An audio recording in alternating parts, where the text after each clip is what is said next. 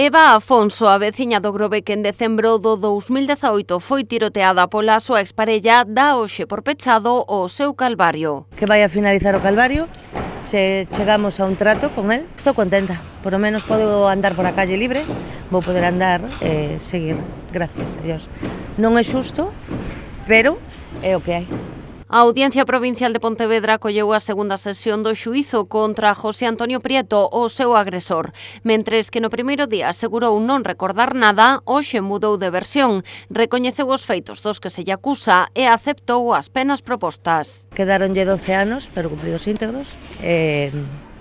A indemnización queda por determinar, pero por lo menos está firme que queda xa en prisión. Para min é un alivio saber que non vai estar na calle e que poder facer a miña vida. Prieto asume así unha condena de 12 anos de cadea, 2 anos polo delito de maltrato, 9 meses polo quebrantamento de condena, 9 anos polo delito de asasinato con alevosía en grau de tentativa, co agravante de parentesco e xénero e 1 ano pola atenza ilícita de armas. O seu abogado defensor pediu ao tribunal que se teña en conta o atenuante de dilacións indebidas. Satisfeita non, por mí pediríalle moitos anos máis.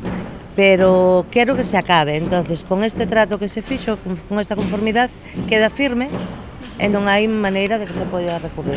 É o que a mí me interesa, eu non quero estar cada 2 meses vindo ao xulgado a recurrir. Tamén se achegaron posturas no referente á responsabilidade civil. A Fiscalía pide 100.000 euros, pero a acusación particular e a defensa coincidiron en acordar a entrega á vítima do piso da localidade do Grove onde vive coa filla e que é propiedade do acusado.